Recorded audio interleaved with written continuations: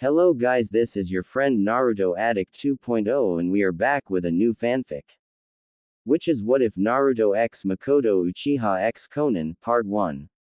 And if you enjoy this fanfic then please press the like button and subscribe to my channel for more fanfic like this.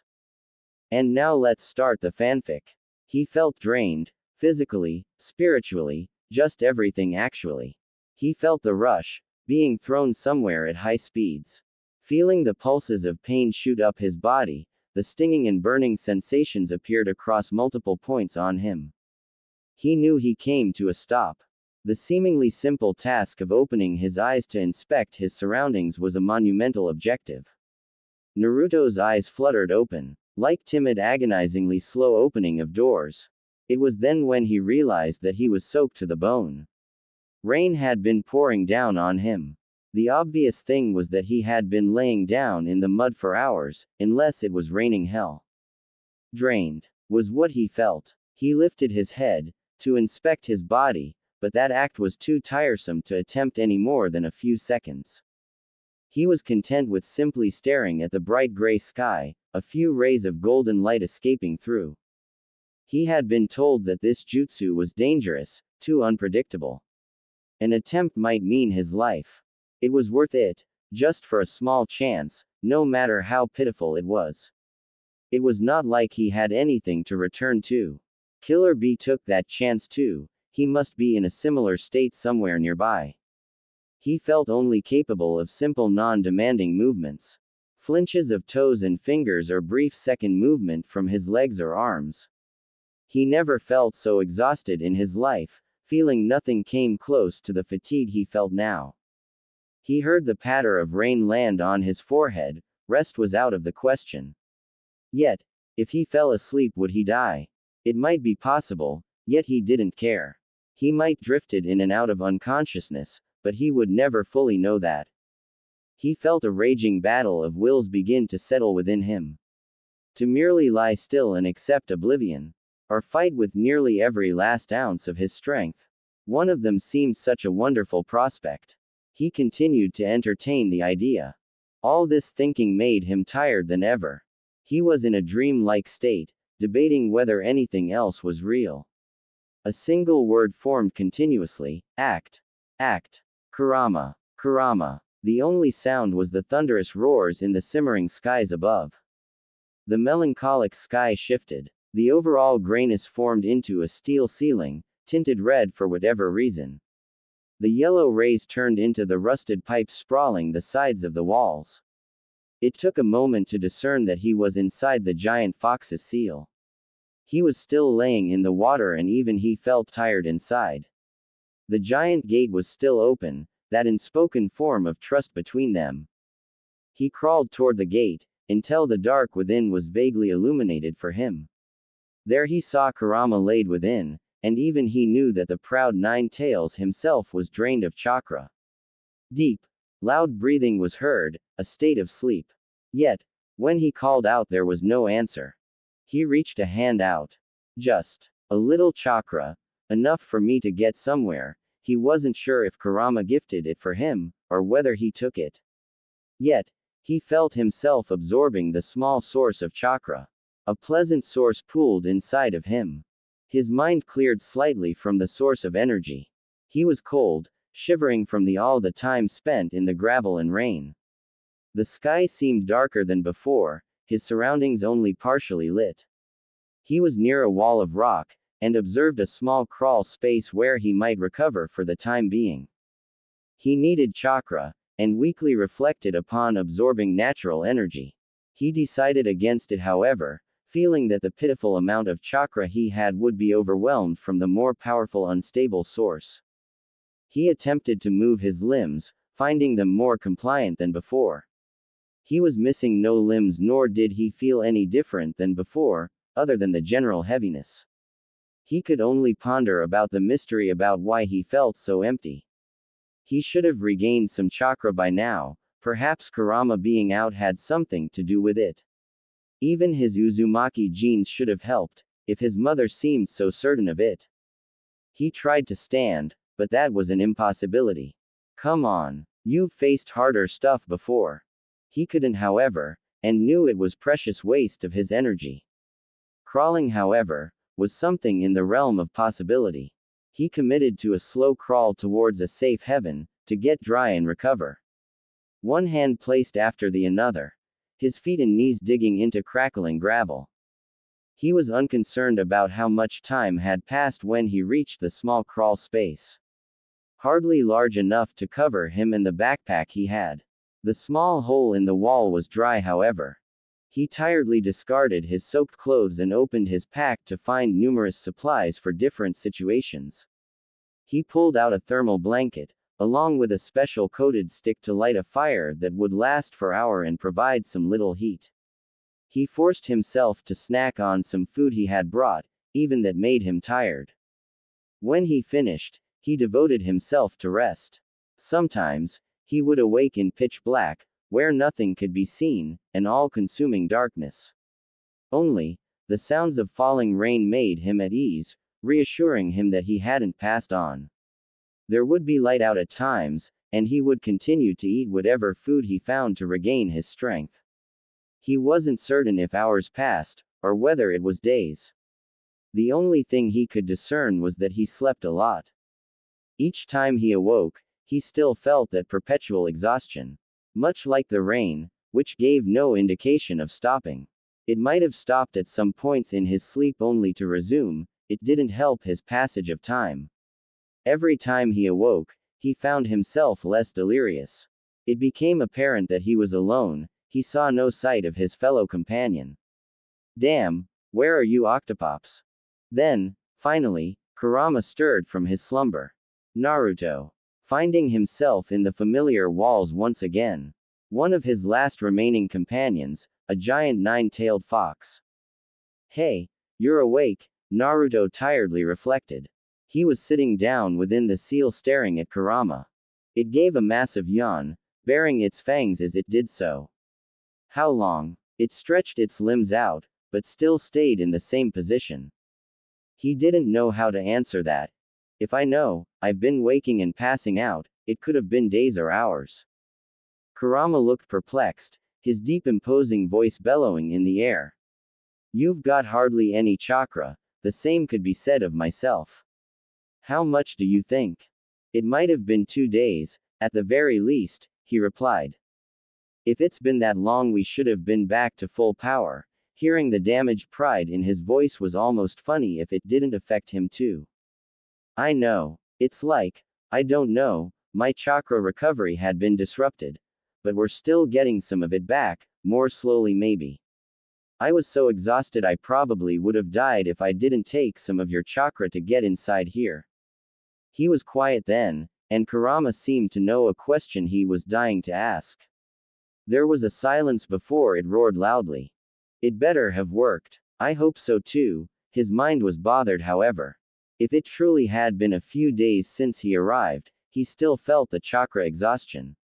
It was like overworking himself to the state of just plainly passing out. The difference was that he still felt it days after, when normally a day of rest was enough. You said it would painless, it wasn't that at all. I said dying would have been painless, Kurama spoke again. The jutsu required colossal amounts of chakra, we also heavily distorted time and space. Those are some possible factors with some consequences. It could have taken some of your vitality and with the space and time disrupted our chakra regeneration. Theories obviously. What's expected with lower vitality is shortened age expectancy and stamina. Oh, well that sucks. What else was he supposed to respond with?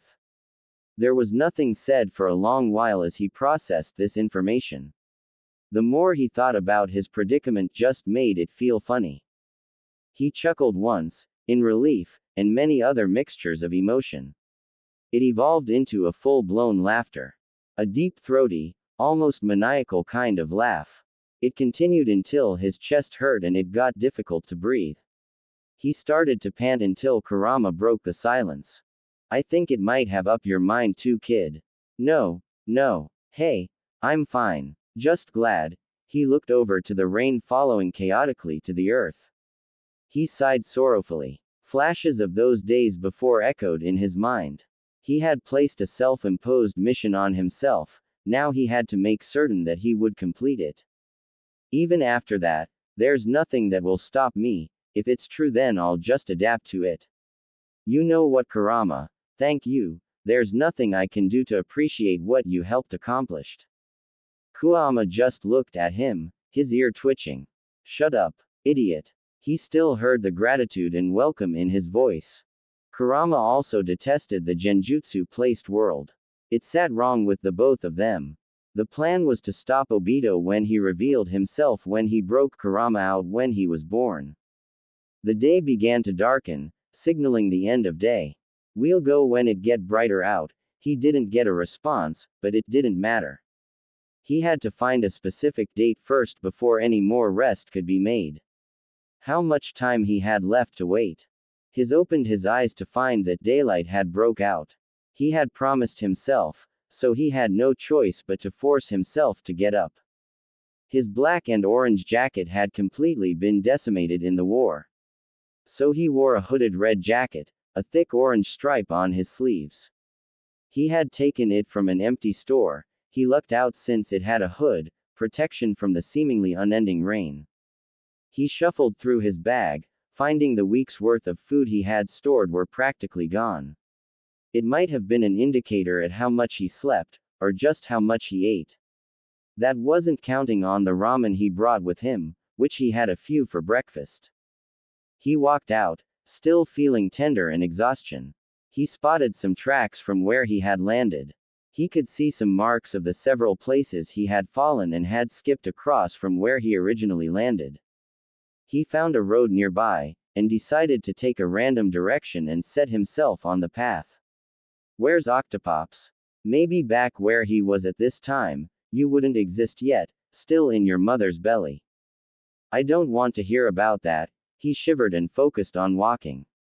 We'll have to meet up with him eventually somehow. The longer the time passed by he noticed, the more he grew anxious. The landscape, and the weather all pointed out that he wasn't anywhere near the land of fire. It was all too unfamiliar, he couldn't recognize any sort of surroundings. It became apparent that he did not wind up anywhere near the Leaf Village. Especially after when he saw a sign that pointed towards a town he didn't recognize. He rubbed the nape of his neck, wondering how much time he had left until Obito made his appearance.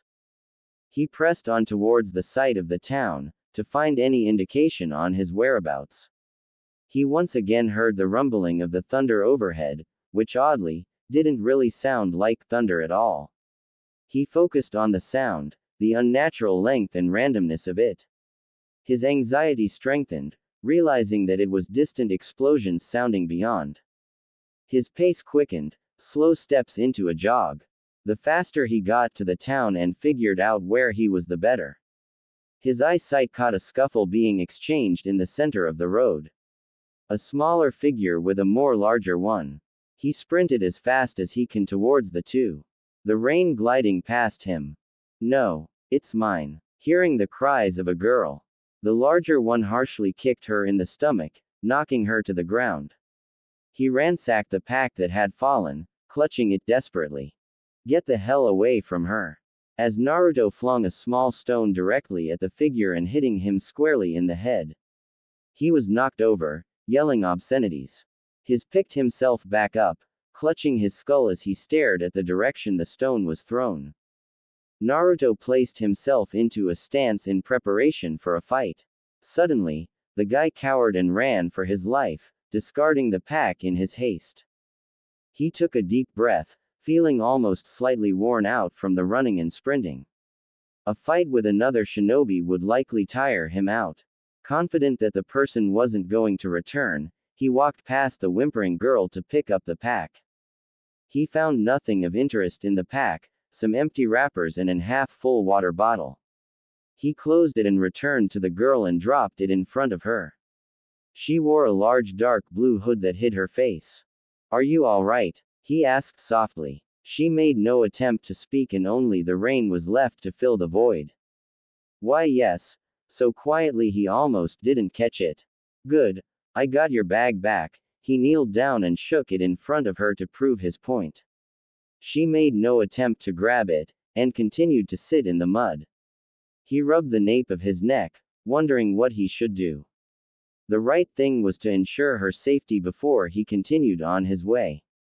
If there was something that mostly cheered him up, it was ramen. It had been a while since he had eaten, and the girl might know the specific date. There was still a large distance from the town, so it would certainly shorten the time. Hey, do you want to give some hot ramen? He pulled up 2 cups of ramen, extending one so that she could see it. Having chosen not to reveal herself. That always makes my day, might just be me though. He had heard a gasp, and a flash of her blue hair appeared briefly. She reached out to grab it, only to hesitate. Are you sure? Hearing the anticipation and fear in her voice made him frown. Of course. Why wouldn't I? He asked incredulously still. Ramen was to be eaten with some hot water. Come on, let's get out of the rain and eat this. He inspected his surroundings and found the nearest tree large enough to shield them from the rain. It was close enough to the road. She was still staying in the same spot as he made a small fire to boil the water. Her gaze looking to where he was. Aren't ya coming? He asked. She picked up her bag and made her way. He heated up a metal canteen bottle he carried to boil it. All his gear was made for camping out, to hide away until the time was right. He also had some Ryo to replenish them. Up until October 10th. She sat across from him as they waited for the water to boil. Another strained silence filled between the duo. What's your name? Mine's Naruto. Konan, she replied. He knew that name, Nagato's comrade. It was a coincidence he guessed. She didn't seem to be much of a talker either, so he asked another question. So where are your parents? They're gone, she replied somberly. I'm alone, she added silently, before he got the chance to ask another question. She's an orphan like you. Kurama stated. He started to feel this uneasy looming feeling settle over him. The things he saw and hints that didn't occur in his own time. Stealing from kids. Random explosions. Orphans. What is this? The water finally finished and he shakily filled their ramen cups. He was hesitant to ask his next question. Seems like war to me. Hearing the snarky reply from Kurama. Which wasn't very appreciated. War? He questioned aloud, more to Kurama than to Konan, who nodded her head in response. Another, longer, strained silence. Do you know the date? He asked, fearfully. She heard her mumble it, and he chose not to believe it. Yet everything pointed to the contrary. It was only confirmed when Konan pulled her hood back, revealing her facial features. He'd recognized her anywhere. Her features were less pronounced, less mature than her older counterpart. There was no mistaking that they were both the same. Her clear amber eyes along with the short blue hair. Are you okay? She asked. His stomach dropped. His breathing began to go ragged, quick and fast. His vision began to blur, darkening. He felt his own despair and panic. All chaotically swimming around in his head far too fast for him to handle. He mumbled an answer, one he wasn't exactly sure of. He knew this feeling, one that had happened to him before. Naruto, you need to calm down, hearing Kurama shouting loudly. He barely registered it. They had traveled way too far. Years before he was supposed to be born, it wasn't even close. Panic continued to grip him. It was like his final act of failure. You moron, we can still accomplish everything we set out to do. His words helped slightly, yet the nonsensible thoughts continued to race through his brain. He attempted to fight it, taking deep breaths to combat it. We can still do it, we can. He repeated like a mantra. ... His heart still beat feverishly, he was exhausted once again. Sleep was what he desired the most right now. Now that your pitiful human emotions calmed down, you should follow that girl. The one with Rinnegan will eventually show up. We will change things eventually if we do. He couldn't particularly think clearly, so he was thankful for Kurama's guidance. Okay, I got it. Like everything will never happen right. Time had certainly passed, that's for sure. Whether or not he cared was up in the air. He had laid down on the grass, merely listening to whatever sounds that were being made. Like the smooth applause of thunder, the droplets hitting the ground, or Konan snacking on her second cup of ramen. She ate heartedly, eating the noodles with gusto. He might have been happy about that if it wasn't obvious that she was starving. She looked rather content with stuffing her face with food. He faced the sky again, the occasional drop that landed on his face that the tree couldn't block. He had spoken at length with Kurama about various subjects. Because of the massive inaccuracy of the time-traveling technique, as well as the huge requirement of chakra, using it again would likely make their situation worse than it was.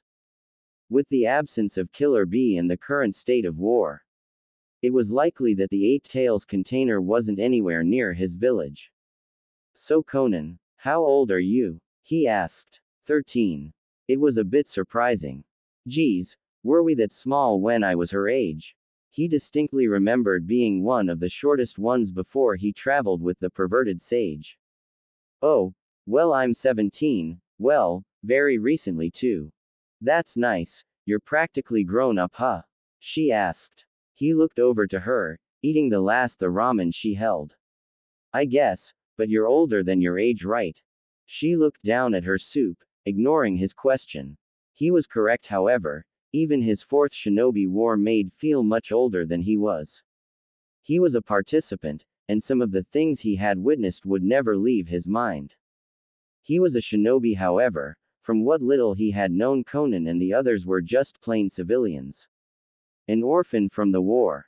Do you want some juice and another cup of ramen? He asked, finally sitting up. She smiled slightly. A bit weird. The Konan he knew was significantly more serious, filled with even more loss and hardships. He could never have pictured her smiling. He brought out the ramen and the last juice box for Konan, heating up more water for his favorite food. It's been so long since I ate this much juice too, I could never get this. She commented rather happily. It was almost a shock to him. Nagato had described their conditions. All the death, the orphans, the lack of food. It was different to witness it firsthand. He ate to merely settle his stomach. So Konan, were you heading towards that town? He asked. The rain had finally settled in its ferocity. There was the slight misty rain, but that was the best that the land of rain could do. I was, she answered hesitantly. How about we go together? Two is always better than one. He looked forward, towards where the town lay. He guessed he had to lie. Telling people he was from the future would give some unwanted attention. If anyone would have believed him. She looked perplexed at the question. We just met. Sure we did, we're both orphans. So we both already understand each other a bit. He looked around awkwardly. I mean, I have this dream I want to fulfill. It took a big back step, and I have a small idea on where to start. You see, I want the world to live in peace. I'll do whatever in my power to accomplish that ideal, but I really can't do it alone. So I'll need comrades, people I can trust and help me. You want to create peace. No fighting. She had an odd look in her face. Definitely, I'm no moron. Hopefully, he ignored Kurama's remark. Doing things on my own will be impossible. Why are you asking me? She asked. Well, to start, I have this good feeling about you. I think you'd be a really skilled kunoichi, not much of a feeling if he knew about it. He had heard of her skill by some who had seen her. She was also a part of the Akatsuki. So Konan, would you like to learn how to become a kunoichi, to fight and defend yourself? To join me in trying bring peace and understanding to this world? I'm thankful for what you did, really. I have nothing against you. It's just I'd much rather not trust every person I meet. Even though I just did accept your food.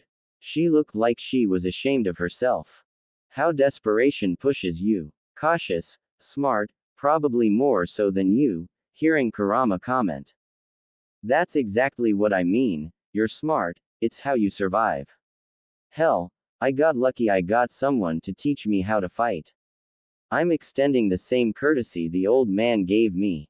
You want to teach me how to fight? She asked. Yeah, even if you don't want to help me find cooperation between everyone, that's okay too. You can go whenever you like. She was in deep thought. I know it's very silly to ask, but can you promise me that you'll stop all this fighting? That's my word, I can never allow myself to back out on it. I know you don't trust me just yet, but I sincerely hope we can be friends eventually. Friends always have each other's back, he said rather proudly. She stared for a long while. I guess. There always have to be some sort of trust, even in yourself to get something done right. Quote. He smiled. Well, then, how about we get going towards the town then? Naruto looked around as he walked through the town. The market had little number of people going through. The town was moderately sized, probably housing several thousand people. It seemed like AIM liked to compact their towns, as many buildings were several stories high. He looked into his bag, which he had filled with food along with Konan's. He pocketed the rest of his money into his own frog wallet. This money will last us a little while. He thought of the possibilities of how to obtain more food later on. Apparently no one was hiring or looking for help, as an orphan was kicked out of the store by a shopkeeper. The orphan had complained that it was the last place to try and make money. Other shops seemed to be closing, from lack of business or moving somewhere safer. He wanted to help, but Kurama had said to leave him be, since sooner or later they too would be in that position. They would have to steal when they ran out. He enjoyed a half of a popsicle, the other half he had given to Konan. It was a slightly expensive to even buy.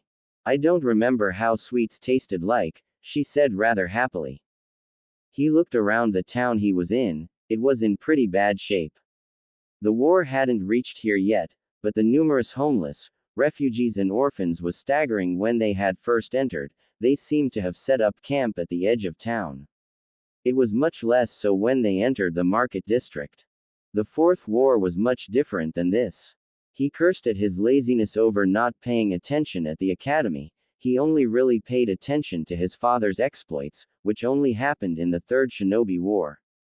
He recalled Nagato saying that the war was waged only for money and expanding territory, and that AIM was at the epicenter at the three warring nations. Some AIM shinobi passed by, looked fidgety and nervous as they looked around quickly. It made him anxious, knowing that he held the hidden leaf headband in his own pack.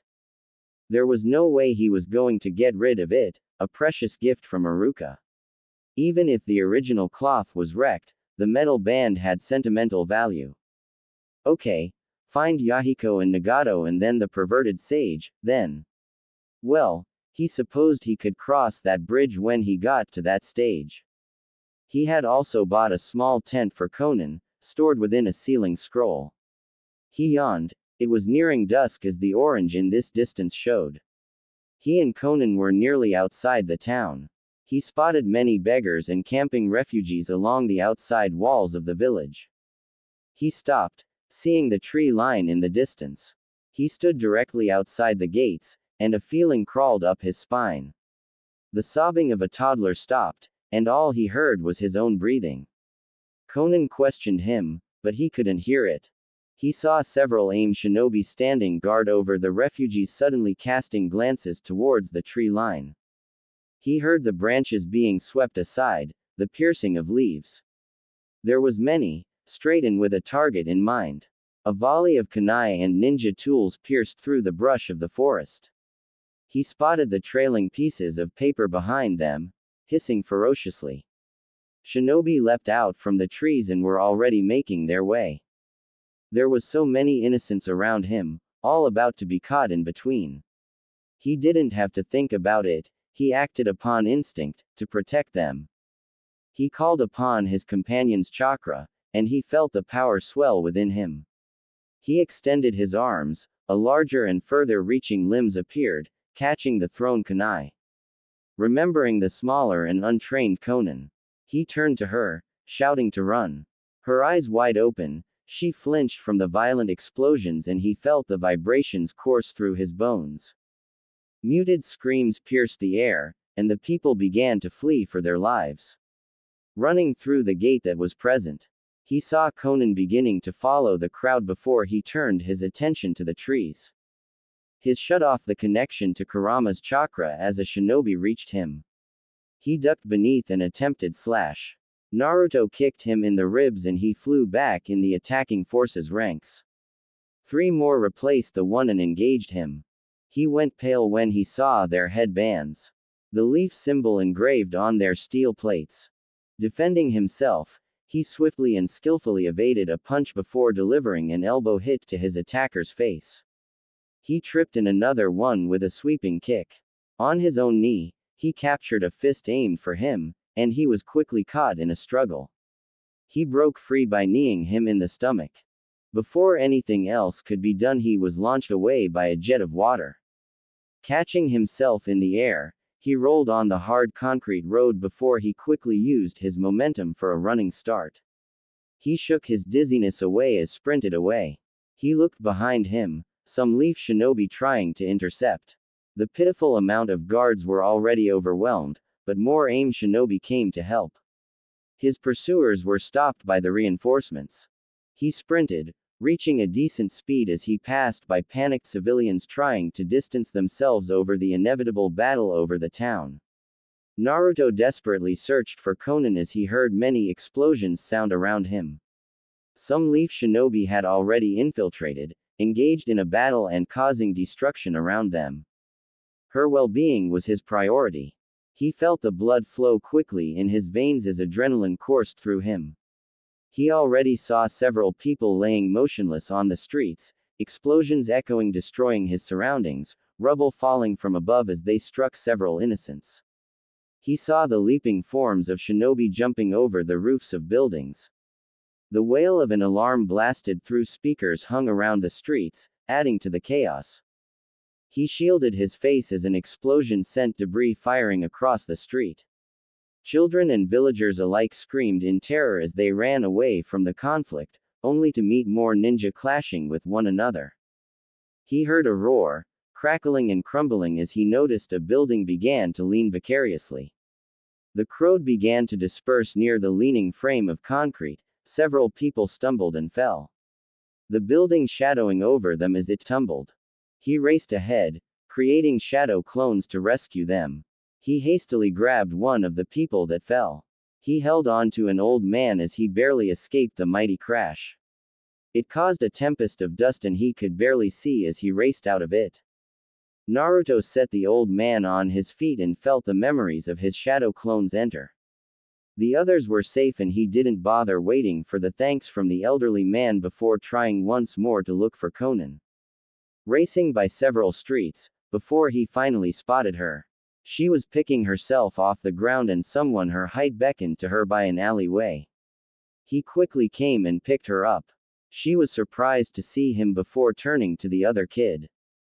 "Come on, I know a good way out of the village," he shouted. The street they were on was already clearing. "Hurry, before someone spots us." He definitely knew him, at least his face. A person he was looking for and had technically fought on one occasion. "Let's go, Konan," he ushered her towards the boy he knew was named Yahiko. "It's a sewer, yeah, but we should be able to get out safely through here," the orange-haired boy explained. He led the way with a small flashlight through the darkness. He heard some voices echo in the tunnels. "Don't worry, those are some people that I helped earlier. It's like a maze down here, so I made some signs that pointed the way out, gesturing towards an example. I was bored a lot so." "Ha, these kids are clever, no wonder they survived," Kurama commented. Naruto heard the vibrations made above. The 2 younger ones he was with showed their nervousness in subtle ways. Their shallow breathing and constant looking over the slightest noise. He kept his senses on the lookout for any potential attackers. They slowly trudged through the muck and pathways. He definitely avoided touching the walls or anything in particular. "Where's your pack, Naruto?" "Huh," raising his shoulders, only to find the weight he carried was gone. He paled in his realization that he had lost it. "Damn it, that had nearly everything we had. He clenched his fists in anger. I must have lost it, he muttered several more curses as they walked. It wasn't much longer when he heard the constant dripping of rain hitting the sewer they were in. This is it. When they finally stopped, an arrow pointed upwards. A ladder was beside it, leading to the gray sky above. He jumped up, landing outside and inspected his surroundings. Just a grassy field with several pairs of footprints leading towards who knows where. There was the distinct lack of sound from the direction of the town. The obvious was that the fighting had reached its conclusion. Hearing the clinking of the ladder being used as he waited above, he helped Konan from out of the tube, along with Yahiko himself. Thanks, he said, still clutching his hands. He smiled and shook his hand in greeting. Name's Yahiko. He was shorter, around Konan's age, wearing a large gray overcoat to protect him from the elements. He had a backpack that he carried. Naruto, he replied, shaking his hand too. Let's get the hell away from here before we do anything else right. He nodded, and Yahiko led the way to the nearest road. Naruto roused himself from sleep. He looked over the sleeping forms of both Yahiko and Konan. It was weird being in the presence some of the upcoming founders of the Akatsuki. Another founder still out in AIM somewhere. Didn't think I would meet the two of them in the same day. Now if only I had my pack. There was no fire, as they wanted to keep a low profile. They hadn't talked much since they left the sewer. Shock, fear and exhaustion had run its course through the two kids. He rested for a bit, but intended on waking after. He crawled out from the cave he was in, stretching his muscles when he did. He thought back on what happened in the village. It was relatively peaceful before absolute chaos broke through. It was horrible. The numerous innocent bystanders that were struck down. He recalled the moments when Neji was killed right before his eyes, along with other shinobi killed by the wood-style attack from the Ten Tails. It was an entirely different experience to see the deaths of powerless civilians against ninja. They were harmless. He looked over to his fellow orphans that lay asleep. This is what they grew up in, the middle of war. It unsettled him to see his fellow village shinobi take the lives of innocents. Either mistakenly or intentionally. He took a deep breath. It was probably premature to think that something was wrong with his chakra. Hoping that it would at least normalize in a couple of days. If only he knew how long since he arrived in this time. Right now he focused on returning to retrieve his bag. Valuables and other things he needed to help with the time ahead. His chakra was still fairly pitiful. He hadn't had any time to recover, plus the clones he created to help the civilians sort of halted him. He had no choice but to get that bag back. His exhaustion wouldn't stop him now. He sat outside with some protection from the rain. He merely sat down, contemplating. Hesitantly, he formed a shadow clone and felt a drop in his chakra. Before it was so plainly unnoticeable. He formed a Rasengan next and he noticed he had to put more effort into it. He took a calming breath and attempted to mold some chakra, even that took a bit of labor. So I sort of have this disability, huh? He really did hope it was temporary. Anything can have consequences, no matter how mundane, great or terrible. Kurama commented. Since when have you become such a philosopher? Since I became your brain. Quote. I think I should avoid trying to use sage mode for the time being, until I at least fully recover, he frowned worriedly. Naruto, Kurama called out, his voice serious again. Take into account of the worst case scenario that you'll never return to normal, that'll you'll get more exhausted easily. I'm in a similar state with my chakra too, so I can't let my chakra flow so abundantly into you anymore. Alright, it was a disturbing thought. A sacrifice for a great accomplishment. He hoped that it wasn't true. Everything would be so much better if he didn't have to give anything at all. It's been a really long day. He wasn't looking forward to it.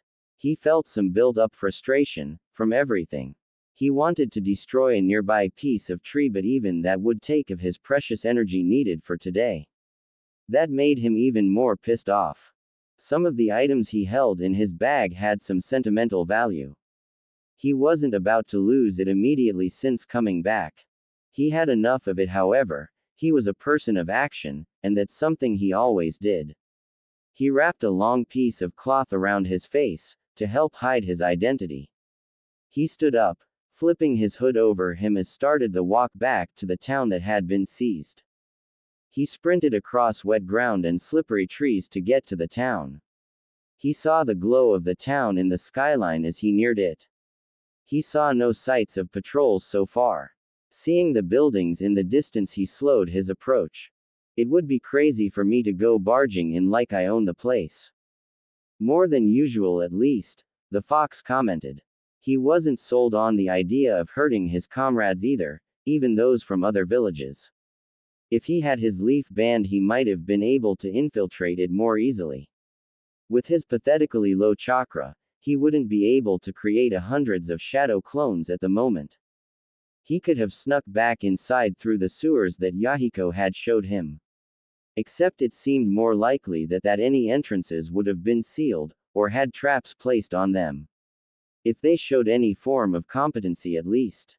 So the only ideal plan was a more direct approach. He circled around the town to find the most vulnerable spot to get inside. Making sure to avoid any small patrols around the village.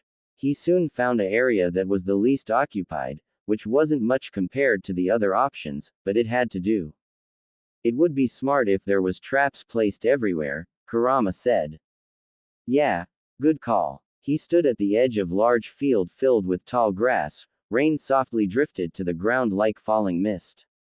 The moonlight shone faintly through the cracks of clouds, hardly lighting the landscape. The sun had disappeared a little more than 2 hours ago. The only useful source of light came from the upcoming town. The lack of colors on the buildings and constant rain had an air of melancholy associated with it. He slowly traversed through the tall grass, hoping that there weren't any Byakugan users guarding it. It gave him some slight pause, that he shook away. Now's not the time. There were numerous amounts of traps engineered to alert of any possible intruders that Naruto bypassed. Even though the distance to the town was about 200 meters, it was taking a while to traverse the distance. He was getting frustrated at such a slow crawl, but what he found out when training for Senjutsu was that sensing for nature energy helped calm him. He did not dare try to collect any of it, if his chakra had been disrupted. After an hour of avoiding traps and various curious patrols, he finally made it into the edge of town. Some shinobi ran their rounds as he jumped up to the nearest building, hiding between some cracks in the building. There were numerous leaf ninja littered among the flat roofs of the towns. He witnessed house raids being completed, captives being rounded up at the nearest street. Do you think I should help them? Seeing several being thrown to the ground, several civilians were sobbing. Clutching their children and loved ones. You'll only make it worse. How so? Will you be able to care for them? Protect them at all times? Or to let them fend for themselves? Even if you decide to rescue them, will they even be able to outrun the shinobi? Alright, geez, just a yes or no would have been okay. Still, it was perspective that he hadn't really thought of. It made him ponder as he continued towards where he had originally lost his bag. Some people had remarked about him being able to get people to follow him. To start believing in him because of who he was. He desired to be Hokage, yet, he needed to think more. To start thinking of the consequences of his actions. It's going to be some hard work. Numerous Konoha shinobi were patrolling the streets, some no doubt celebrating their victory as he heard some excited yelling, others were on top rooftops, keeping a lazy watch on the streets. He also hadn't been caught yet. There doesn't seem be any Hyugas. He finally reached the entrance where he had lost his bag. It was a fairly busy street, shinobi entering, lugging around bags. He kept to the shadows, but noticed plenty of shinobi had the raven hair with coal eyes. They really reminded him of Sasuke, especially how they carried themselves. A confident and proud pace.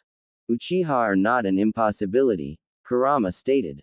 He recalled Obito telling him of the fate of the Uchiha. There, curse, was a whole lot of crock of shit, definitely. Anything that had to do with fate, destiny, or anything that was predetermined didn't sit well with him at all. If there was something that he could change for the better, it was to help them avoid being slaughtered for trying to revolt against the village. It's not like they've done it yet. He frowned. He made certain to keep out of their line of sight as he searched from above. Sadly, he found no trace of it, either taken or under one of the several piles of rubble. Maybe they've taken it somewhere. Noticed my headband inside. They must have a lost and found tent or something. A populated area might hold one. He closely followed a group, until they reached a large encampment. An area devoid of any buildings. He recalled the area as a farmer's market where he had stopped to buy some food. There were plenty of tents. He estimated that it at least housed 200 shinobi. That's a lot of people I don't want to hurt. Too badly at least. The grounds were busy, a mess of people setting up their own tents and walking around. He saw several buildings that surrounded the site, shinobi entering and leaving. It should be in one of those. The problem was that there was too many people going about to sneak in. The plenty of guards above the buildings would also spot him. Shadow clones for a distraction then. He created several shadow clones to duplicate themselves outside of town. He waited for a whole half hour before he felt some memories mix in with his. At least 30 solid clones to create a distraction, starting in 2 minutes. He moved out of the side of building he was on, quickly and quietly traversing to the top. A Chunin guard was overlooking, mostly keeping watch over the other flat roofs. He silently crept up behind him, recalling some of the training Jiraiya have taught him. He reached for his neck, and he began to desperately struggle. The Chunin tried to shout for help, but only strained gasps escaped. It was only a few moments later when he went limp. He should be out for a few minutes. He checked his breathing, finding it stable. He formed more shadow clones to take out several more lookouts nearby, so that he could get in fast and quietly. Finding himself trying to breathe normally, that took plenty out of him. He heard the muted booms in the distance, the light of the flares near the entrance of the village. Excitement grew down below. Shinobi exited from out of their tents. Jonin shouted orders to their subordinates. The courtyard quickly grew chaotic as the mass of ninja made their way towards the commotion. Smaller squads quickly dispersed towards different walls. He rightly assumed that defenses weren't too weak in case the attack was a distraction. He landed gracefully on the hard concrete and rapidly made his way towards the mess of buildings. He entered one building, finding a mess of items sprawled over tables and bags lined up under them. Halt! An voice called out from behind before he took another step. He didn't listen, instead turning around and facing a straggler. You dare attack Konoha territory? He said lowly. The raven hair, the black bold eyes. Naruto saw he wore a high-collared outfit similar to Sasuke's. He saw the symbol of the Uchiha embroidered on the jacket.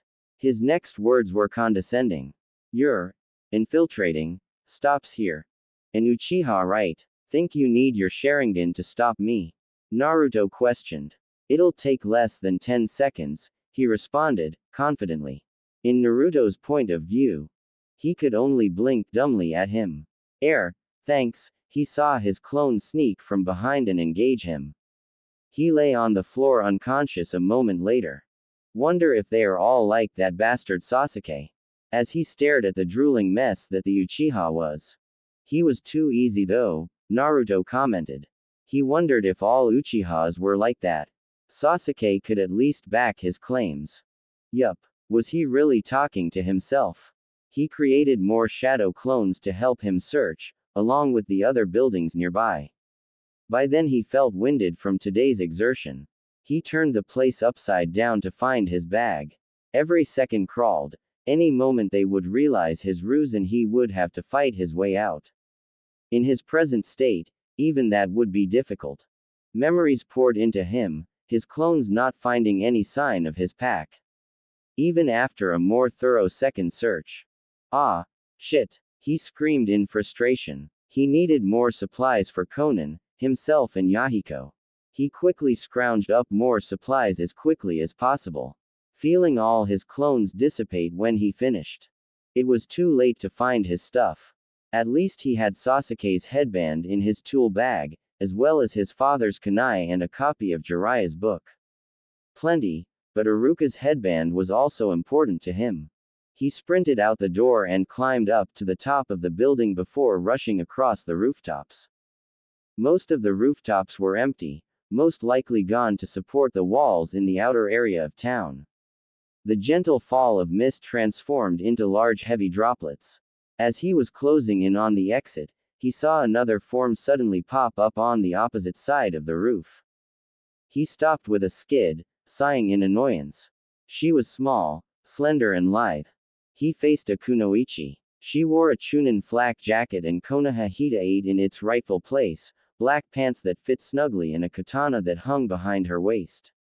She was fair-skinned and had medium-length wet black hair that was tied into a high ponytail that reached her neck.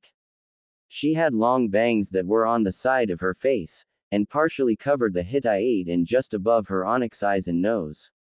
Seeing her wet heart-shaped face, and determined black eyes. "You're not going anywhere," her voice revealing her confidence. A voice that Naruto found lovely. This isn't the place to think about girls. Luckily the heat in his cheeks was hidden by the cloth he wore. His opinion of her went up a margin when saw the swirl of the Sharingan in her eyes. At least she's not underestimating me. Perhaps not all Uchihas were ever so arrogant. As she silently pulled out her katana from the scabbard. Mikoto Uchiha was returning from a scouting run from beyond the fields. She ignored the banter from her team. Rain kept pouring down from the sky. She just wanted to get some sleep. As an Uchiha, she was very prideful of her clan. An exception was that preferred not to boast about it because being best friends with a loud and brash redhead had stopped her from that. Something about sticks up Uchihas, and many other crude insults. She wondered once again about how she got to be best friends with her. She already knew the reason, of course. When her mother had died, Kushina's energy and upbeat attitude had really helped her out of her depression. She was always taught by being an Uchiha that wielded the Sharingan would grant her superiority over others, and that the clan should come first and the village second. She felt somewhat conflicted in her ideals. Kushina and her boyfriend Minato believed in the village came first for them. But they don't belong to clans. It may have had more effect on her if they were. She was proud to not have the arrogance that the vast amount of the Uchiha clan had, something that Kushina was responsible for. It did not mean she wasn't confident. I wonder if she's doing well. She was stationed in the land of rivers, along with Minato to fight Suna Ninja. I hope she's doing okay. They stepped into town after some light convincing and passwords being exchanged.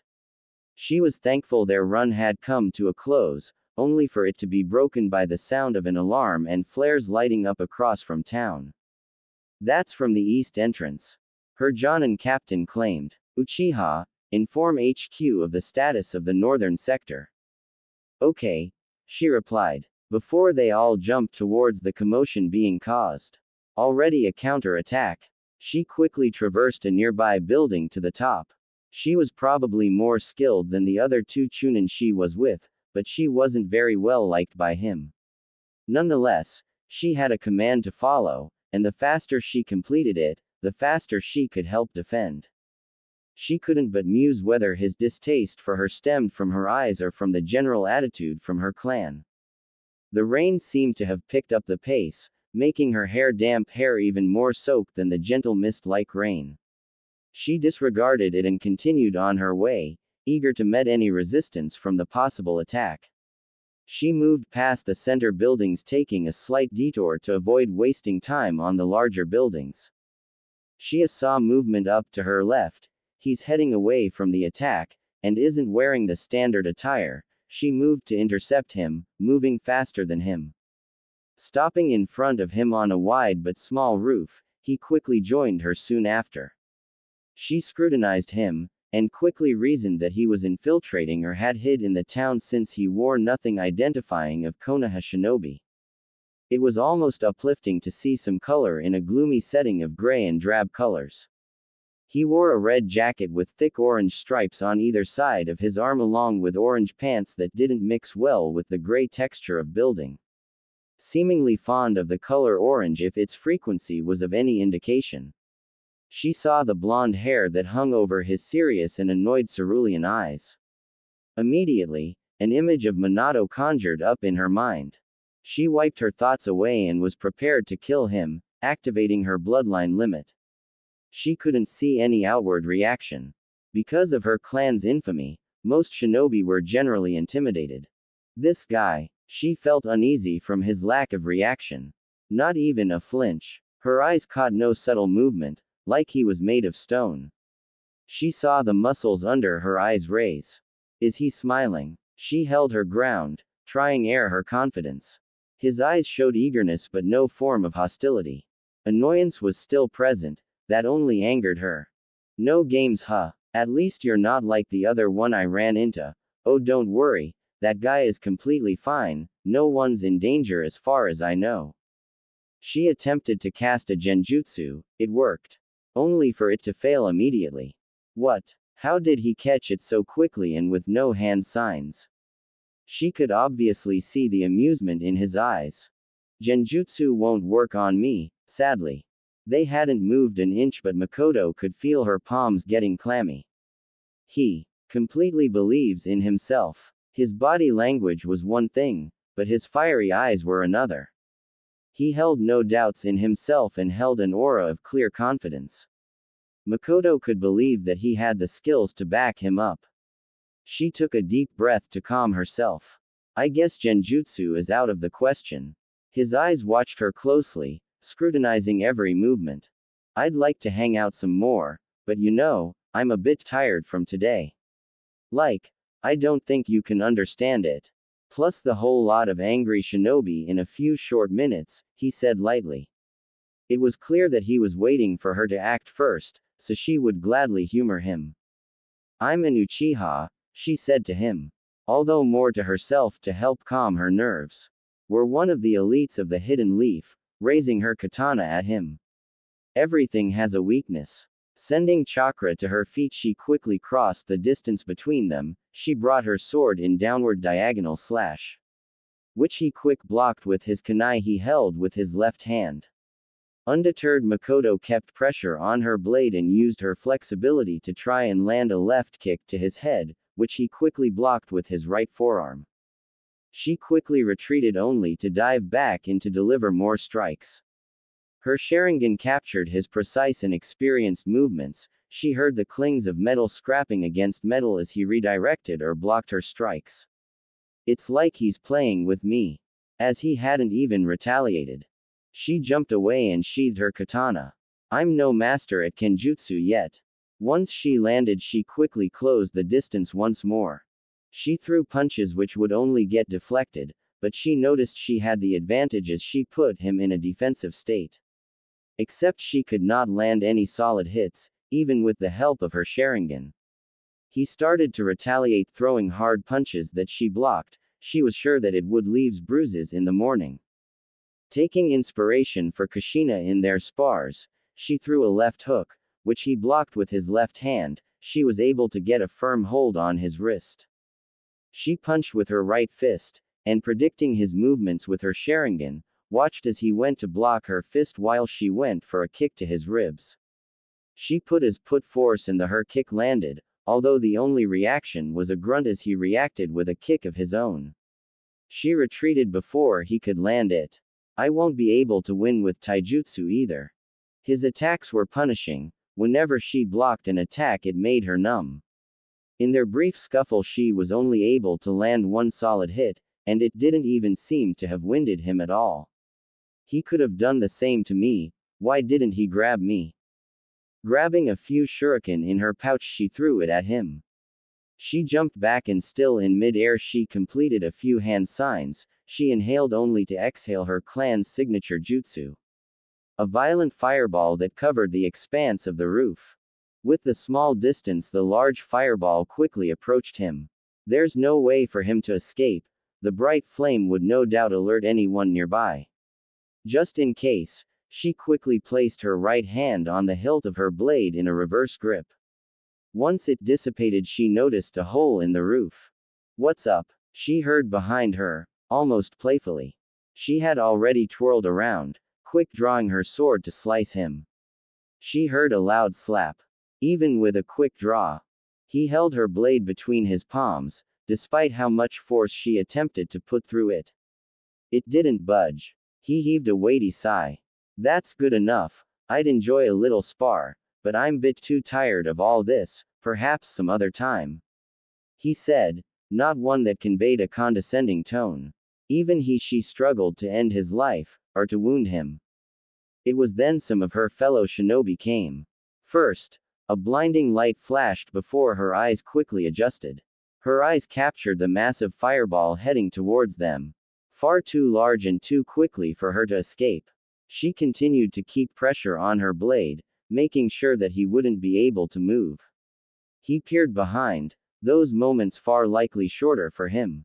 He was unworried, his expression changing into something more serious. He seemed to erupt in a wildfire, yet her eyes captured the chakra that formed around him.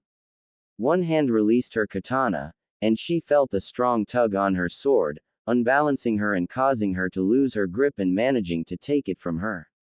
His other hand raised up as if to catch.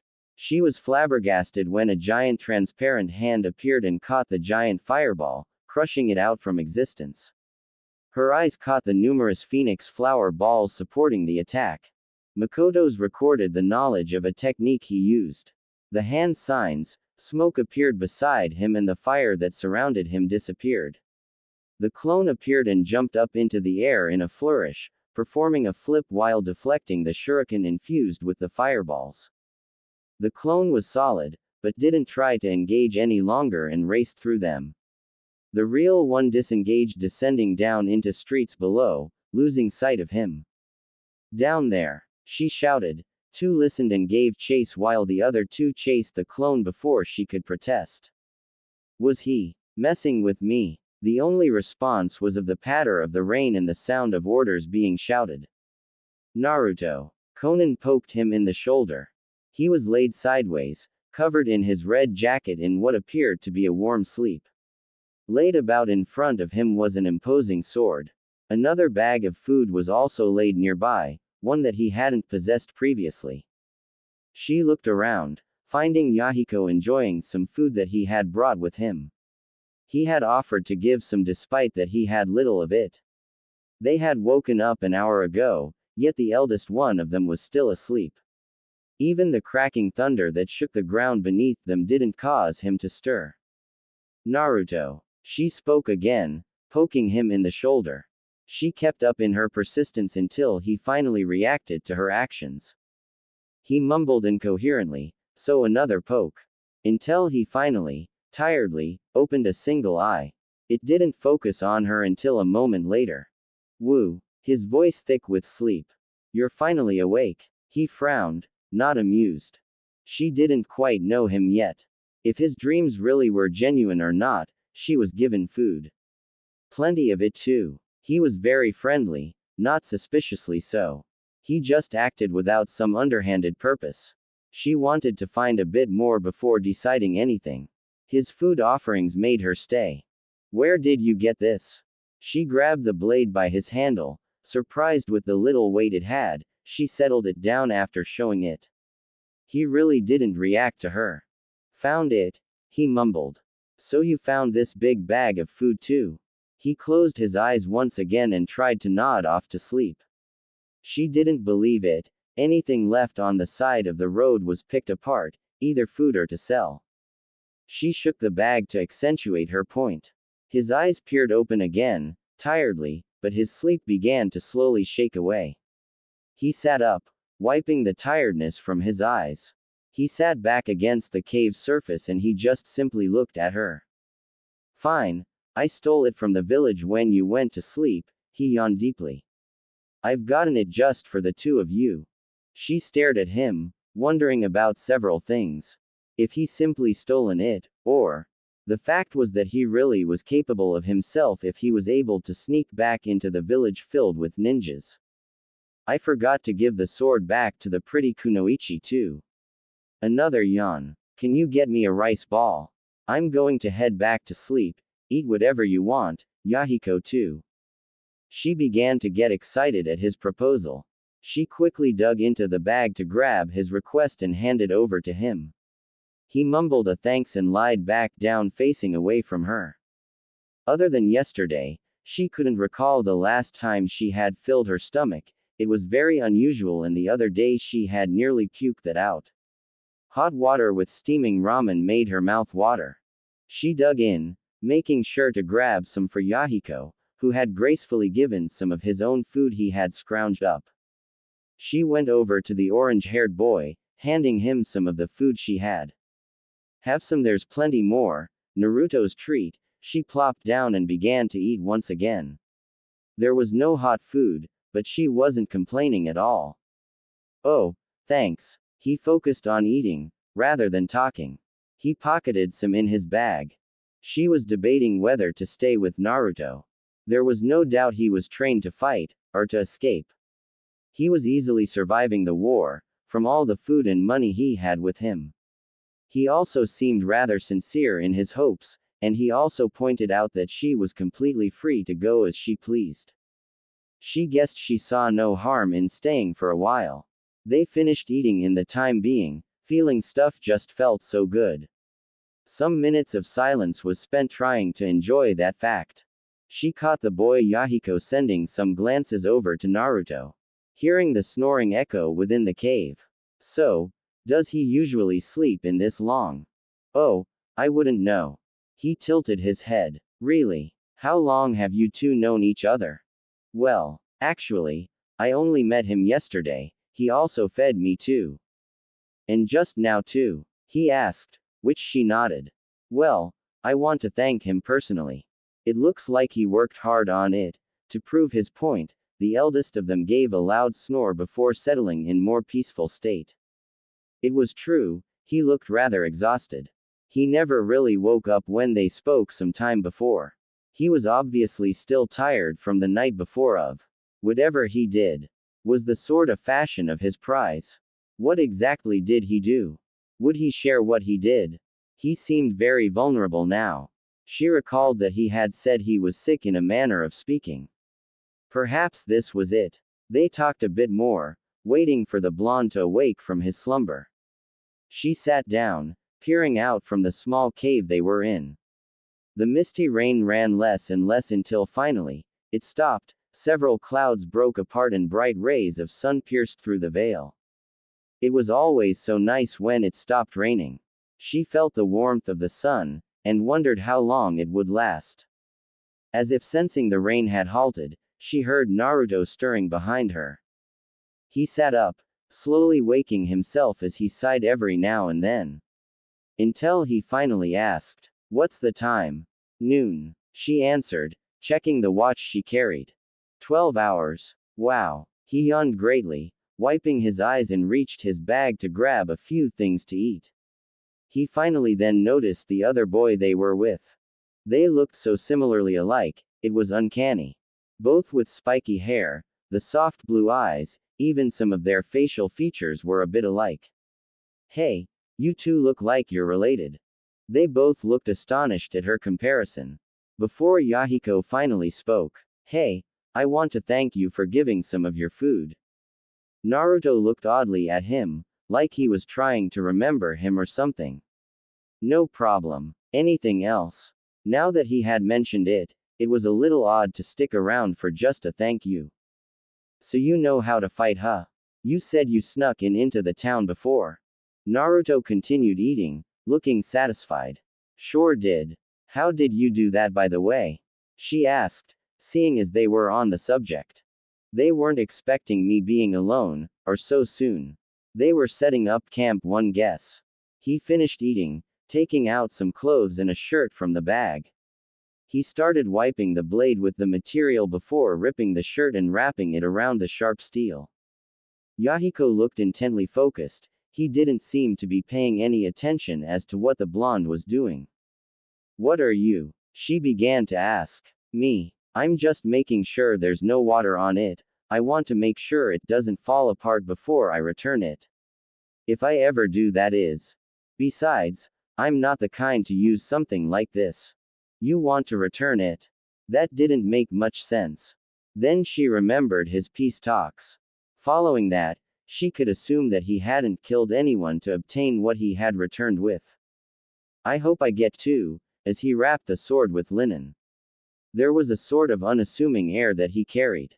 She liked to think that she was good at finding lies.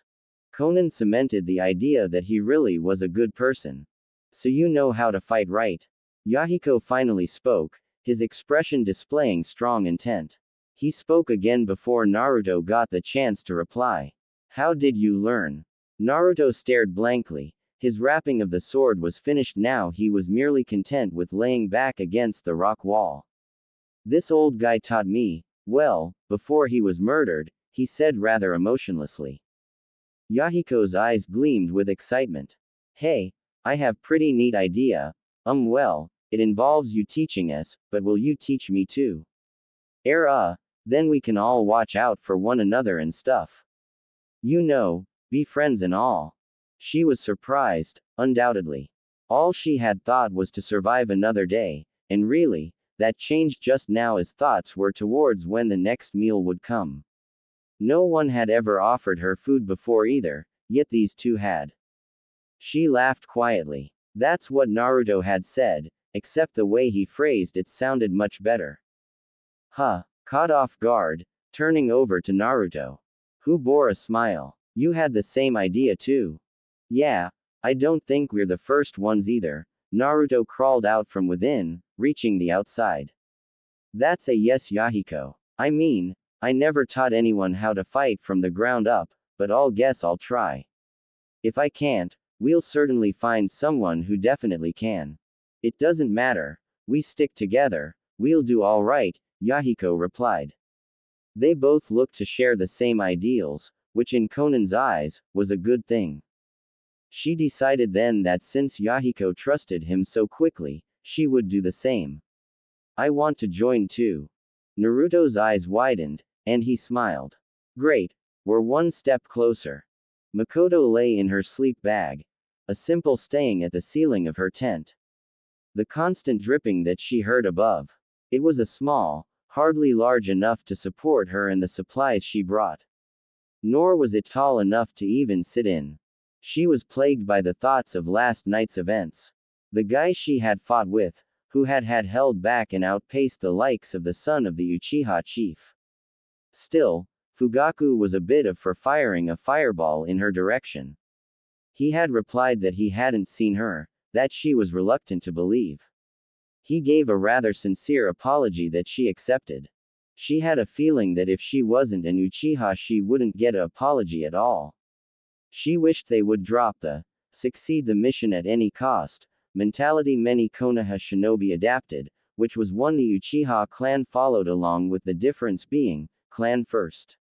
Destroying the enemy was the primary mission, to win the war. She was glad that Minato and Kushina followed the comrade first. Everyone was getting tired of this war, but no one knew when it would end. Someone named Shimura had apparently started this thing to spiral out of control. Mission success rate had gone up, with the added effect of more fatalities. Which was something she wasn't eager to join the list of that. Mostly, her thoughts were interrupted by the blue-eyed blonde she had fought. He was extremely capable if their bout was of any indication. He had replied that he was tired, and all the breathing he did showed that. He had leapt away and somehow knew that shuriken were within the small flames. He was familiar with the Uchiha. Her genjutsu was rendered useless. He had immediately located it and disrupted it far too quickly to be of use. He was also responsible for the panic that was caused, seeing as he outwitted the son of the chief with the aid of shadow clones. Who was that guy? She asked herself. She shivered at what she was told this morning. No sign of infiltrators that were found, no POWs that had escaped, and none of the civilians that were left behind knew anything. The only hint was that he searched the building where they had assigned possible lost valuable items. The entire town had been on lockdown alert, no one leaving or entering until a possible cause was found. No one saw him enter and he had completely rendered a dozen of Chunin, and even some Jonin unconscious. All were stationed around the lost and found building. It sounded impossible that he had done it completely unnoticed.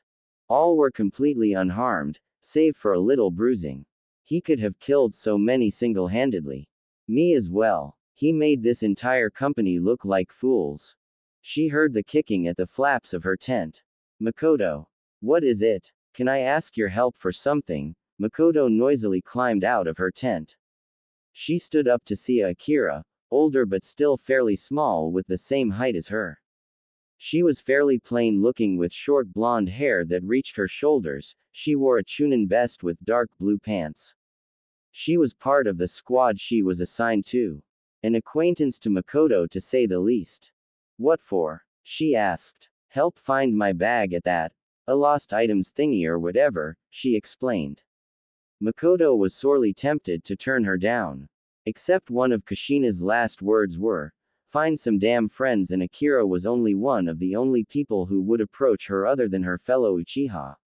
Mikoto knew many of the Uchiha clan, but she didn't want to associate with many of them because of their arrogance. Sure, lead the way. I need to find my blade anyway. She hoped that the blonde discarded her katana and didn't steal it. Thanks, she happily replied. They walked together towards a set of buildings. She really hoped that he hadn't stolen it. So did you hear that one guy knocked out our sentries yesterday? She asked. Yeah, I actually fought him, she replied. She waited for her usual response. Oh, how did it go? How did he look like? How old was he? Was he cute? She hoped that last bit was more of joke than a serious question. They haven't known each other for long, but Akira did like to talk about boys. At least she's competent enough. Why do you want to know? He's the enemy. He can't be that bad if he hadn't really hurt anyone. Came in, went out without doing a whole lot. She couldn't really argue with that. Even when she fought him, she did not particularly feel in danger. Not to mention that she felt he could have ended her immediately. She sighed either way. I wouldn't know what he looked like, he had the majority of face hidden. I can only say that he had blonde hair and blue eyes. It really reminded me of Minato Namikaze. She cooed. He's really a looker, isn't he? She had to agree. That didn't mean she would ever verbally acknowledge it. There was talks about how he was an prodigy, so he was well known within the village. He had become a Jonin early on, a testament to his skill. She wasn't one, yet. They passed through the sights in town quickly, finding the building of the lost items. They entered. She had overheard that this was where the perpetrator had been seen, and also subdued an Uchiha. So what's your bag look like? I'm not sure. Seriously. What? I just got that bag. Anyway, there's supposed to be a tag inside. You're so forgetful. As Akira wandered off towards the assortment of bags and other large items in the corner, she herself went to the weapons that were sorted neatly in the center of the room. Despite several inspections, and closer examinations of similar blades, she couldn't find it. She fumed internally, before reasoning that it may take a while to appear. She would have to keep checking afterwards to see. She hoped that her sword hadn't been stolen by the blue-eyed guy. She dragged herself towards Akira, who was still searching. Found what you're looking for? No, I didn't. Hopefully it turns up. So, she waited, wondering what she was going to ask as she opened up a pack and took a quick look inside. Setting it aside when it wasn't her friend's. Given thought about your future? Akira voiced. Your meaning? Meaning, I would like to have a family one day, she replied. Oh, I haven't really given it much thought. I mean, you're 17, right? Surprised by her question and answer. She was mostly occupied with trying to survive this war. Heroics can wait, it was what the majority of her clan was focused on.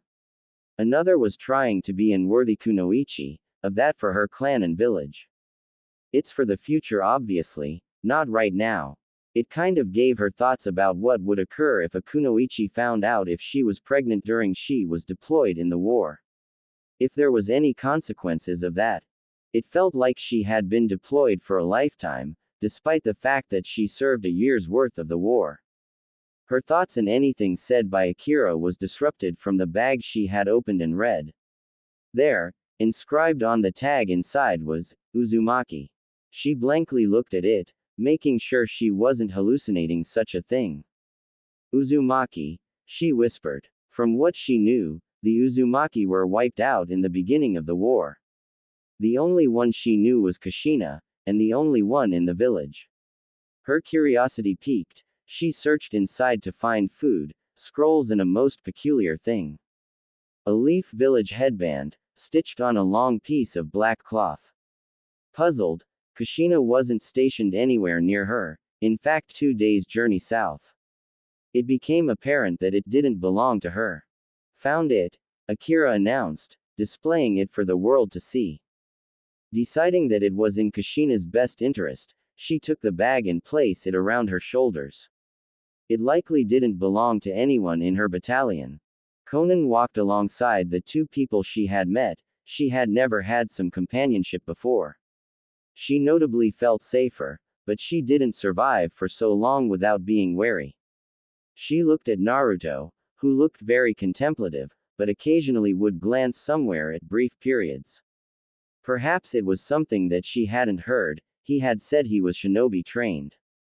The eternal-like rain fell gently, she thought it most often fell harshly. It was a nice change of pace, like it was sign of a lull. There was some other refugees, but they kept to themselves on the other side of the road they walked on. Naruto. What is it? He asked, looking at her under the hood he wore.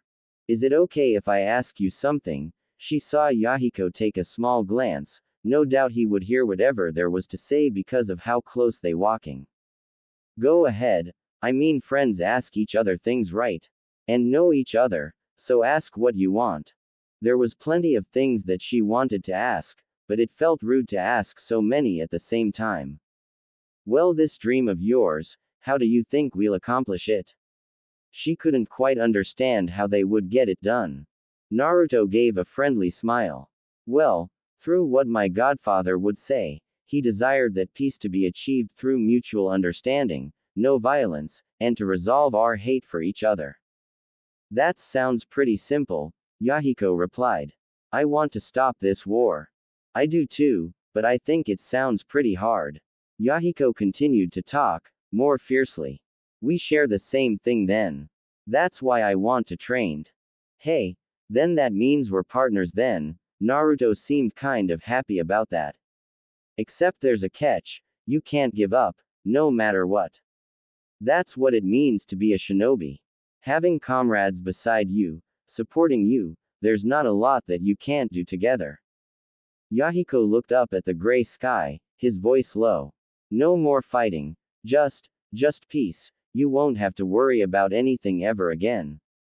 It sounded surreal. To her at the moment, seeing the hungry looks of refugees she passed, it sounded impossible. It was only something to dream about, but the way they believed in it. It looked like it can be done. She vowed to herself that it would be her dream as well. They had walked a snail's pace to what he was used to. The only thing that made him feel better was that the land of rain wasn't quite as large as his home country. What would have been a day's run, if uninterrupted, would be a week's journey. That was only accounting for the length of the country, they were only heading towards a town. He watched over the sleeping forms of Yahiko and Konan, under their shelter. If it can ever be described at that, which was only a slope of a cliff that hid them from the overhead rain. If a wind picked an unfavorable direction, they would awake drenched. Naruto mused that they would have made into the town the Yahiko had picked if they were shinobi. They weren't just yet, just civilians so far. They could not sustain themselves near a fraction as to what shinobi can. He had suggested that Yahiko pick their settlement, since he had no knowledge about the country, and Yahiko happily suggested their destination. It was somewhere further away from the war zones, at the very least danger wouldn't reach them for a while. Absent-mindedly, he found that he had his father's kunai in his hand. He didn't quite know when he picked it out of his tool bag. He fiddled it with, tracing the kanji that was inscribed on its handle. It looked worn already. He didn't know the technique, of course, but it was something to remember his father by. "You ready to go?" Minato asked. Naruto nodded, taking a deep breath at the sudden surge of power now that the full power of Kurama entailed. He looked at his dad, his Edo Tensei eyes still present. Like him, Minato had been able to escape with the help of Kurama.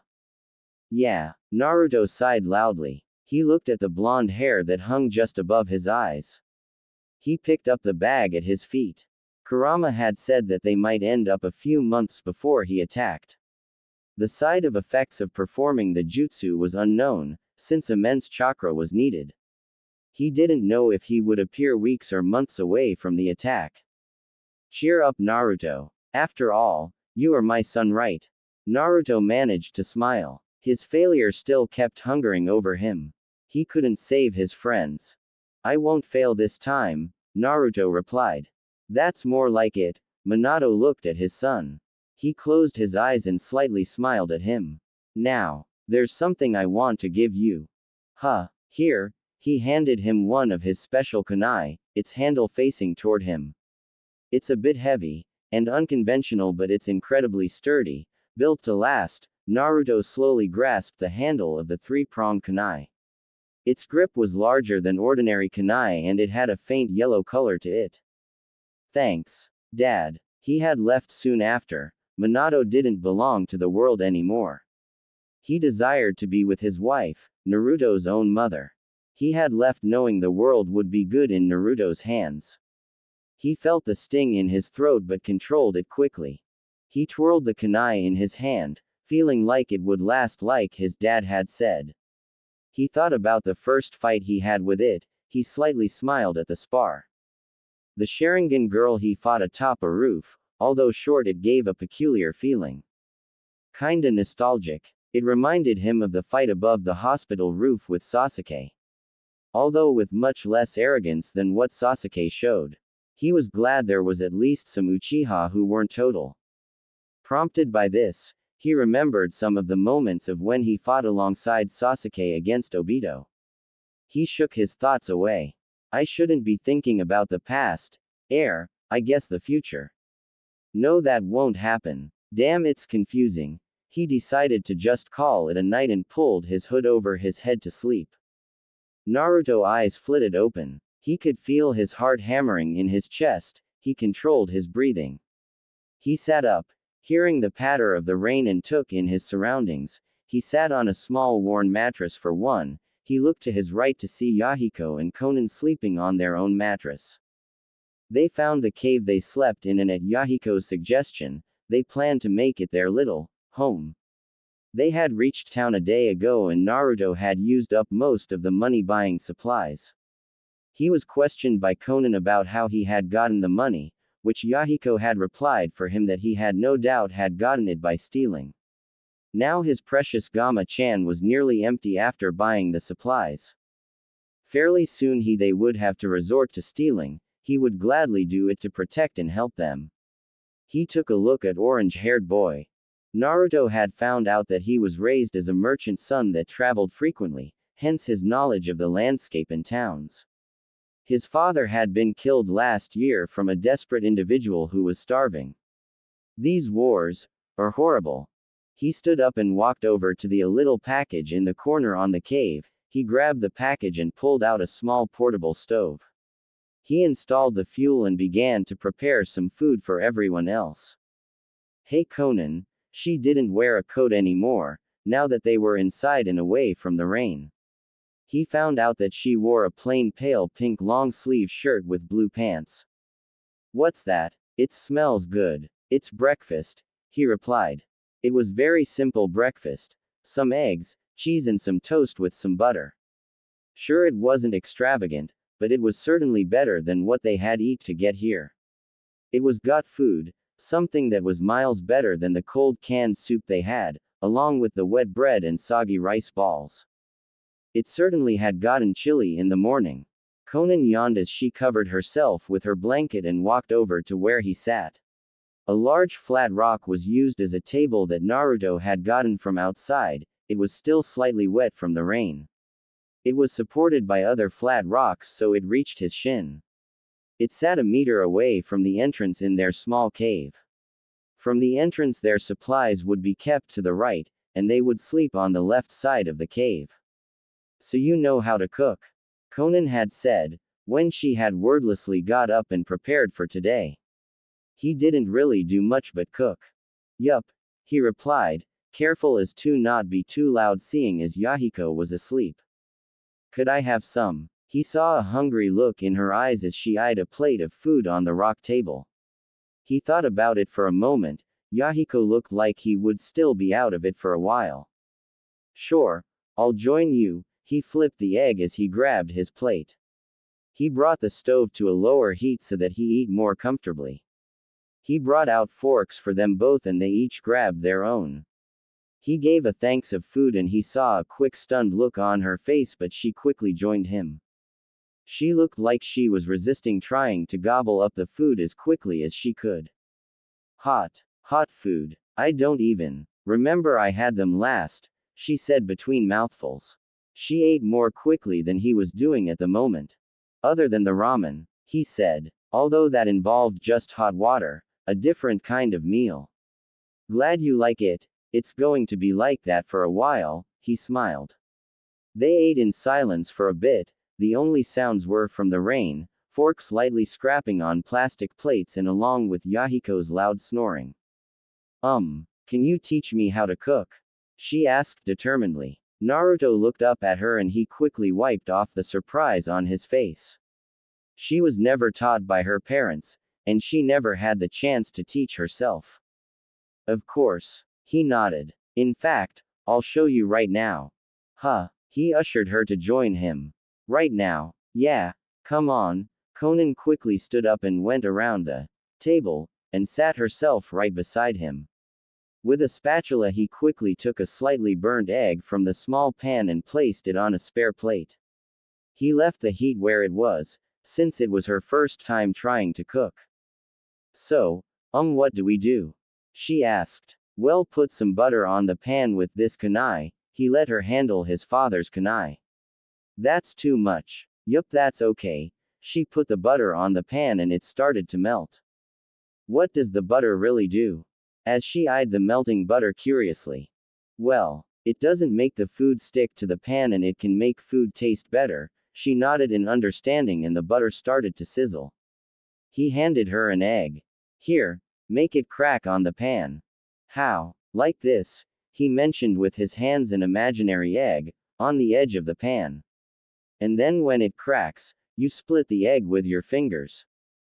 Right. I'll try. She shakily brought the egg over the edge of the pan and brought it down, with too much force. The shell broke and the yolk came spilling out on stove, she gasped. Hey, don't worry about it, just try again, he tried to reassure her. He tried to hand her another egg, which was met with another shake of her head. We need to save our food, don't we? She asked hesitantly. Then how are you supposed to learn how to cook, huh? He asked curiously. About that, I'm pretty much out of money, but we can always steal. I don't know. I guess. Listen, I messed up a lot when I learned how to cook. You'll get better, promise.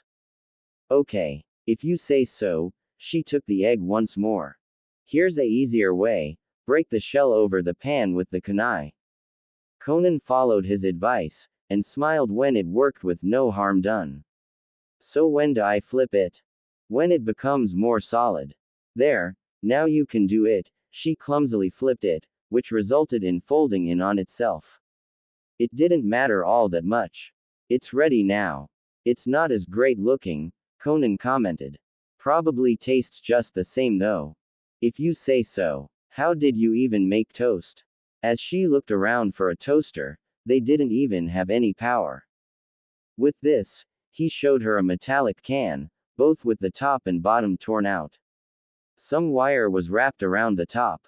He removed the pan and replaced it with the can. Just put some bread and it will be toast soon enough. She watched in fascination as he flipped it the other side. There. Now breakfast for Yahiko is done, so let's wake him up. I wonder when Nagato is going to show up. He thought absent-mindedly as he showed Konan how to cook some soup. Okay. So add the tomatoes now. She picked up the tiny cutting board filled with diced tomatoes and dropped into the soup. They had been here for 2 weeks now. Their supply of food they had bought with his money was now depleted. It seemed his train of thought was similar to Yahiko. Now we gotta steal, the orange-haired yelled out. He sat himself down next to the table. It's the only way. Really? Konan asked, as she looked at him for confirmation. I think so too. I mean, we even tried to look for jobs, Naruto said. He knew it was inevitable. Along with Yahiko, they tried to at least find something. I mean, if we're going to be strong shinobi, we gotta eat right, you know. He heard some deep amused laughter from the being within him. That's pretty funny coming from you, Naruto. You ate ramen all your life. You can't lie, you pretty much ate solely ramen. Kurama chuckled some more. He felt embarrassed by that fact. It was true, however. Even while with Jiraiya he hardly went a day with the stuff. Now you're thinking, Yahiko said. Dragging him back to reality and not in the sewer whenever he talked to Kurama, hardly any time had passed at all. This war had taken everything from us, it's only right that we take some of it back, right? So is that soup ready? I think so. Konan gave a questioning look to Naruto. Pretty much, as he checked the soup himself. A small comfortable silence overcame the three orphans. They sat and listened to the rain and most importantly, the hot soup. So Naruto, he mentioned for him to continue. Don't mean to pry or anything, but about your past. Where do you come from? Yahiko asked. At the request of Kurama, he had to make a backstory for himself. I guess I'm sort of like you. I traveled with some old guy, Naruto said. Both of the orphans listened intently. I guess you call him my godfather since he knew my dad since before he, they nodded in understanding. They were shinobi, right? He nodded. See this kunai? He pulled out of the unique kunai he was given before. This one belonged to my dad, it's special to me. Yahiko leaned in to get a closer look as well as Konan. Before Yahiko decided to interject jokingly. And you used it as a butter knife. Naruto couldn't help but laugh. It's kind of disrespectful if you ask me, the orange-haired boy continued, nodding to himself at his wisdom. Yeah, whatever, here's your bowl, he replied, settling the other one for Konan and himself. They ate quietly for the time being, taking in the quiet. Yahiko was the first to finish. He didn't get up, however, instead on looking determinedly at him. Naruto, do you think you can teach us now? He blinked at them. Shinobi training? Yes. Naruto rubbed his neck. Well, to be honest, it's all really simple for me. It comes entirely natural for me, since it's been so long ago since I first started. When did you start? I was first being taught when I was 6 years old. I was pretty good too, made top marks and all. Really? Top marks in what? At least what my master said in comparison in his class, he said he was top student too. From what he told me, he said that there's a school to be taught the basics, how to mold your chakra and whatever. Then you get picked for a team and are assigned a Jonin, an elite ninja to teach you a bit more stuff. From which village? Naruto tried to feign being puzzled. I actually never asked, he just trained me so I didn't really care. Yahiko agreed, and Konan spoke up. What do they teach at shinobi schools? The old man said he taught me everything that is usually taught at the school.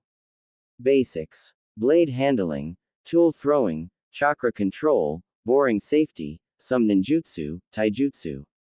Plenty of other things that I probably forgotten about. So how would I handle a sword? Yahiko replied. Well, I was taught about it, how to care for it, amateur level handling and techniques. Got no ninjutsu with it, and I'm no master with it. So I don't think I would be good enough to teach you much. How about we start with that? I think teaching you the first thing I learned is better, he replied. Yahiko frowned, mumbling something about it being more fun.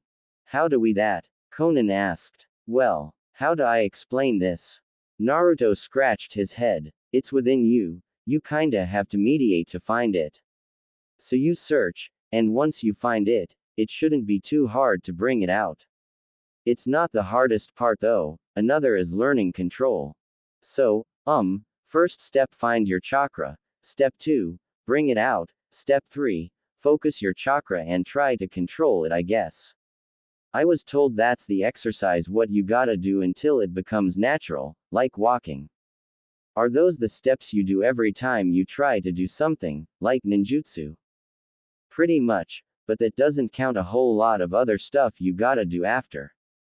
Like what? He asked curiously. There was a lot of questions, and he didn't know how to explain it. Let's go there after. So the first year isn't much different than a civilian school, like math and grammar, history was about ninja mostly. They looked at him, like they were expecting something before he found something else to say. He taught Konohamaru the Rasengan and the Shadow Clone, but it definitely felt much different than it currently was. So, the first thing I learned is how to access my chakra, which I guess is the same thing you should do the tiger hand sign, which is like this and try to raise it. I don't expect you to access it that easy though. Don't worry Naruto, we'll get it done as quickly as possible, Yahiko declared. Konan nodded in agreement. He fingered the metal piece in his ninja pack. I'm sure you know this by now, but you're given this when you completed shinobi training. He took out Sasuke's headband, with the scratched horizontal line down the entire length. This one belonged to my best friend. He sighed. The others were silent. So he belonged to the hidden leaf. Used to, the line across means that he abandoned it. The two were silent. He never got the chance to get him to return. So I've been thinking, Yahiko started. If we do want be a group, who should be the leader? Oh, we'll all be one, like a company cages, he replied. I just wanted to see if you were on the same page as all, the kid mumbled. Hey, I think you should try and get started on accessing your chakra, so it becomes second nature. Then, well, I'll think of something when we get there. The next couple of weeks continued like that, Konan and Yahiko both attempting to access their chakra. He was still recovering his chakra, which made him frown. It didn't take nowhere near as long, a couple days at most. How long had it been? Weeks. Maybe if you weren't training every day you'll know for sure how long it takes for you to recover, Kurama replied, yawning. I can't help it, I can't really afford to stay rusty in a time like this. Sure, as long as you don't push yourself too hard. Yeah, he retorted. The thing was that he didn't really know what to do. He made sure not to use too much chakra when training. So when he returned from anything physical, he would just stand around, or lay down all day. Often he tried making a one-handed Rasengan, he was able to make one without the help of Kurama or a shadow clone. Except he still needed both hands. There was a lot of downtime, waiting for whenever Nagato should. If he would at all. He wasn't even sure if they were in the location where they would meet Nagato. He was able to steal some rubber balls, some of which was laying around in the cave. Yahiko was playing with one right now, as he laid on his bed and throwing it into the air.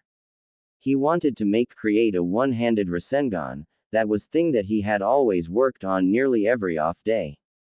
Just a suggestion, maybe you can try sealing. Kurama stated. I've been thinking that since you seemingly can't sustain quite as long anymore, you might want to try that. It'll give some utility.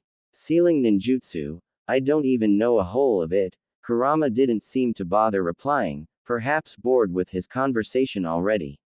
Still it gave him so thought, maybe when his master appeared he could learn. He knew that only some needed hand signs, some with deep concentration, some can be done with only loose amount, others needed to be written. Several techniques required near flawless precision.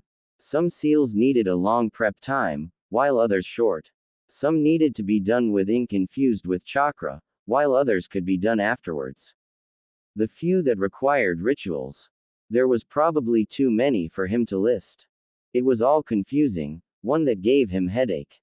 He guessed, however, that he could brush up on his skills with writing, it would get his mind off from just sitting around all day. So he had decided to try and learn sealing ninjutsu. At least at one point. Naruto, what are you doing? He saw Konan looked at him curiously as he sat trying to write. Just practicing my writing, it's for seals. Not to mention that he decided to draw the diagrams of different hand seals. Needless to say, his drawing skills really weren't all that much to look at. So he had scrapped the incoherent mess of scribbles before redrawing it, and redrawing it. There was bag of trashed paper at his feet, with both sides drawn with his practice. He thought he was a much better artist than this. Oh, okay, think I can borrow some paper? Go ahead, as he focused on his sloppy writing skills. He definitely needed to work on that, at the very least no crooked lines and curves. The sun had already set, with only a battery-powered lantern lighting it up inside. Yahiko was already asleep, tired from accessing his chakra. They had completed doing that, so he had them stressing their chakra repeatedly. He had compared it to muscles, keep stressing it to build more strength. It most often led to them calling it a night early. He heard the numerous paper folding that Konan did as he practicing putting down lines. Right now, his thoughts were centered around where Killer Bee might be. Perhaps he was somewhere in the warring nations or back at the hidden cloud. Wherever it was, they would likely meet each other at some point. It wasn't like the nations were friendly again. You know, you and Yahiko are plenty alike. Drawing him away to Konan sitting opposite of him. Really? How? He asked. His eye twitched as he messed up a line on the paper. You two look alike, and agree with the same things. Although, he's not that great of a talker. He blinked. He was most likely agree with whatever Yahiko would say, simply because he wanted to Nagato to come. He looked quizzically at her, but she didn't elaborate. Instead, she slid a origami of a crane to him. I wanted to thank you, for being a friend. With all the thoughts on seals, he wondered if all her paper was a product of seals, or maybe it was more like those puppets. That's pretty cool, there was no way in hell he could ever figure out stuff like that. He carefully inspected the piece. He never really got any gifts before, other than his father. The only other thing he ever got from someone was from Hinata and Aruka. Some medicinal cream container that was lost from Pain's attack, and the forehead protector some weeks before. He lost both of them now. I'm glad you like it, my mother taught me. She mumbled something about going to bed as he eyed the crane that had settled in front of him. Thoughts about how to preserve such a fragile thing.